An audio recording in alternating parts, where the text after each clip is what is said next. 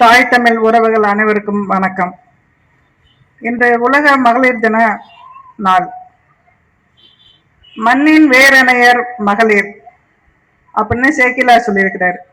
மண்ணின் வேரணைய மகளிர் அப்படின்னா, இப்போ ஒரு மரம் இருக்கு, அதுல மரம் தண்டு, இலை, காய், கனி, பூ எல்லாமே நம்ம கண்ணுக்கு தெரியுது.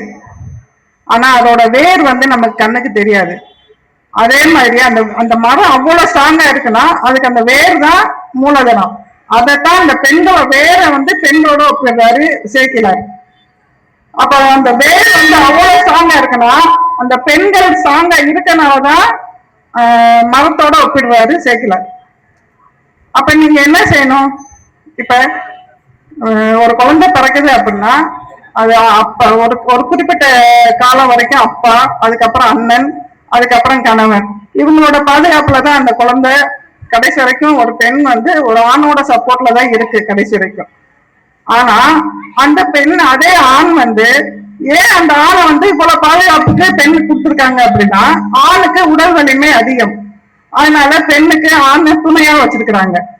ஆனா அதே ஆண் ஒரு விஷயத்துல மனதளவுல சோர்ந்து போய் வீட்டுல இருக்கும் போது அந்த ஆளை தட்டி கொடுத்து அவருக்கு தைரியம் சொல்றவள் பெண். அப்ப பெண்ணுக்கு அவ்வளவு மன இருக்கு. இதே வேற வேற எந்த எடுத்துக்காட்டு வேணா நம்ம பாட்டி வேலுநாச்சியார் எடுத்துக்கலாம்.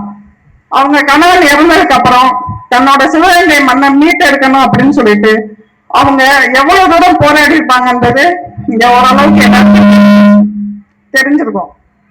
அவங்க அந்த போராடுறதுக்கு எவ்வளவு பேர் சப்போர்ட் பண்ணாலும் அவங்களோட மன உறுதி, அந்த தைரியம் அவங்களுக்கு முழு சப்போர்ட் பண்ணனாலதான் அவங்களால அந்த மண்ணை, சிவகங்கை மண்ணை மீட்டு எடுக்க முடிஞ்சிச்சு. அதுக்கு இன்னொரு காரணம் இருக்கு. அதுக்கு அவங்க கூட இருந்த குயிலி நாச்சியார் மட்டும் இல்லை அப்படின்னா நம்ம வேலுநாச்சியாரால சிவகங்கை மண்ணை மீட்டு எடுத்துக்கவே முடியாது. ஏன்னா ஆங்கிலேயர்களோட ஆதிக்கம் அதிகமா இருக்கும் போது, அவங்களோட பழைய ரொம்ப வலிமை மிக்கதா இருக்கும் போது அதை புரிந்து கொண்ட குயிலி நாச்சியார் என்ன பண்ணாங்கன்னா, அந்த விளக்கை எரிஞ்சுக்கிட்டு இருக்கிற அந்த எண்ணெயை தன்னோட மேல ஊத்திக்கிட்டு அதுல தீய பொறுத்திக்கிட்டு அந்த ஆயுத கிடங்கு வெள்ளக்காரவங்க கிட்ட ஒரு ஆயுத கிடங்கு இருக்கும், அந்த ஆயுத கிடங்குல புதிச்சுட்டாங்க. புதிச்ச உடனே அந்த ஆயுத கிடங்குல இருக்கிற எல்லா வெடிப்பொருளும் எல்லாமே வெடிச்சு வெள்ளக்காரவங்களை ஃபுல்லாவே அழிச்சிருச்சு. அப்ப பாட்டி வேலுநாச்சியாருக்கு அது ரொம்ப சரியான வாய்ப்பா இருக்கவும் அவங்க கூட இருந்த சப்போர்ட்டான ஆளுங்க எல்லாருமே சேர்த்து போரிட்டு அந்த சிவகங்கை மண்ணை மீட்டு எடுத்திருக்காங்க. இன்னைக்கு அதனாலதான் அந்த சிவகங்கை மண்ணு நம்ம தமிழ்நாட்டுல இருக்கு. ஆனா அந்த பாட்டி வேலுநாச்சியாருக்கு நம்ம ஏதாவது மணிமண்டபம் கட்டியிருக்கோமா? கிடையாது. அவங்க வெளியிலதான் ஒரு ரோட்ல ஒரு ஓரமா பாருங்க, அவங்களோட சிலை சின்னதா தான் இருக்கும். ஆனா இந்த திராவிட கட்சிகளோட தலைவர்களோட சிலை மட்டும் எங்க வச்சிருக்காங்க? மெரினா பீச்ல 100 கோடிக்கு மேல செலவு பண்ணி பார்வைக்காக வச்சிருக்கிறாங்க. இதெல்லாம் யார் காசு? இதெல்லாம் நம்மளோட காசு. நீங்க அதெல்லாம் கொஞ்சம் நல்லா யோசிக்கணும். யோசிச்சு நீ வர காலங்கள்ல இப்ப பாருங்க, ஒரு காலகட்டத்துல இன்னும் அடுத்த எலெக்ஷன்ல டிஎம்கேவும் ஏடிஎம்கேவும் ஒண்ணு சேர்ந்துரும்.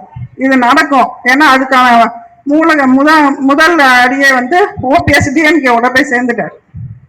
இன்னும் அடுத்த எலெக்ஷன்ல கண்டிப்பா ஏடிஎம்கே டிஎம்கே ஒண்ணு சேர்ந்து ஒரே இடத்துல நம்மளோட போட்டிக்கு நிற்பாங்க. இவங்க என்னைக்குமே நம்மளை விட்டு கொடுக்கவே, நம்மளை ஆட்சி செய்யவே விடவே மாட்டாங்க. இதை நீங்க நல்லா மனசுல புரிஞ்சுக்கணும். ஆனா நீங்க எதையுமே எதிர்பார்க்கறதே கிடையாது. அவங்க 500 ரூபாய் கொடுக்குறாங்களா, அதை வாங்கி உடனே அவங்களுக்கு ஓட்டு போட்டுறது. 500 ரூபாய் அவங்க காசு கிடையாது, உங்க காசு தான் அவங்க கொடுக்குறாங்க. நீங்க அதை யோசிக்கணும்.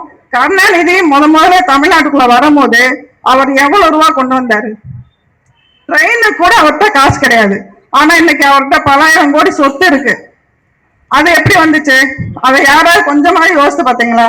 எல்லாமே நம்மளோட காசு, நம்ம காசு எடுத்து வச்சுக்கிட்டு தான் அவங்க ஃபேமிலி ஃபுல்லா இப்ப பெரிய லெவல்ல இருக்கிறாங்க. ஆனா நம்ம எங்க இருக்கோம் பாருங்க, ரோட்ல உட்கார்ந்து இருக்கோம். நம்ம இப்ப ரோடு போடுறேன்ற பேர்ல, இந்த ரோடு அகலப்படுத்துற பேர்ல இருக்கிற மரம் எல்லாத்தையும் வெட்டிட்டாங்க. ஆனா நம்மளால ஒரு நிழலுக்கு ஒதுங்க முடியுதா? முடியாது. மழை இருந்தாதான் மழை வரும். ஆனா இருக்கிற மழையும் வெட்டிட்டாங்க. எப்படி மழை வரும்? இனி பாருங்க, மே மாசம்லாம் ஏப்ரல் மாசம் சரியான வெயில் அடிக்கும். இந்த டிராபிக்ல எல்லாம் நிக்கும் போது என்ன போட்டிருக்காங்கன்னா, பச்சை கலர்ல ஒரு விரிப்பான் மட்டும் மாதிரி போட்டு அது பசுமை பந்தல்னு சொல்லி நமக்கு நிழலுக்கு போட்டிருக்காங்க. அதே அப்படி செய்யணும். நீ ரோட அகலப்படுத்துறதுக்கு நீ மரத்தை எல்லாம் வெட்டுறேன்னா ஒரு மரத்தை வெட்டும்போது 100 மரத்தை நட்டு வை. ரோடு போடுறதுக்கு அப்புறம் மரத்தை நட்டு வை, ஒரு வருஷத்துல அது வளர்ந்துரும்ல. அதை யாருங்க செய்யறது கிடையாது. கடந்த 2016 இந்த தொகுதிக்கு நான் வேட்பாளராக நிற்கும் போது இந்த இடம் எப்படி இருந்துச்சோ அதே மாதிரிதான் இப்ப வரைக்கும் இருக்கு. எந்த மாற்றமும் கிடையாது. செல்லூர் ஒரே குண்டும் குழியும் மாதிரிதான் இருக்கும். எப்ப பார்த்தாலும் அதே மாதிரிதான் இருக்கு. இத தயவுசெய்து நான் வச்சு நாங்க எந்த அளவுக்கு மகளிருக்கு முக்கியத்துவம் கொடுக்குறோன்றத 234 தொகுதியிலையும் 117 பெண்கள் 117 ஆண்கள் நாங்க சரிக்கு சமமா பெண்களுக்கு உரிமை கொடுத்திருக்கோம். ஆனா எல்லா ஜாதியும் மத்த கட்சி எந்த கட்சியுமே செய்யாத நாம் தமிழ் கட்சி செஞ்சிருக்கு. எல்லா ஜாதியினருக்கும் நாங்க இந்த தடவை வாய்ப்பு கொடுத்திருக்கோம்.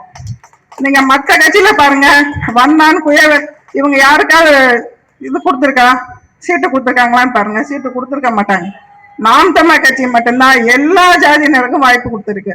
ஏன்னா இங்க நாங்க எங்களுக்கு எல்லாருமே சமம். யாருமே சமம் இல்ல, நீங்க பெரியாள் நாங்க பெரியாள் அப்படிலாம் கிடையவே கிடையாது. இங்க எல்லாருமே சமம் தான். அதனால அதை மனசுல வச்சுட்டு வர சட்டமன்ற எலெக்ஷன்ல இந்த தொகுதிக்கு தம்பி திருநாவுக்கரசு வேட்பாளராக நிக்கிறாரு. அவருக்கு நீங்க விவசாய சின்னத்துல வாக்களுக்கு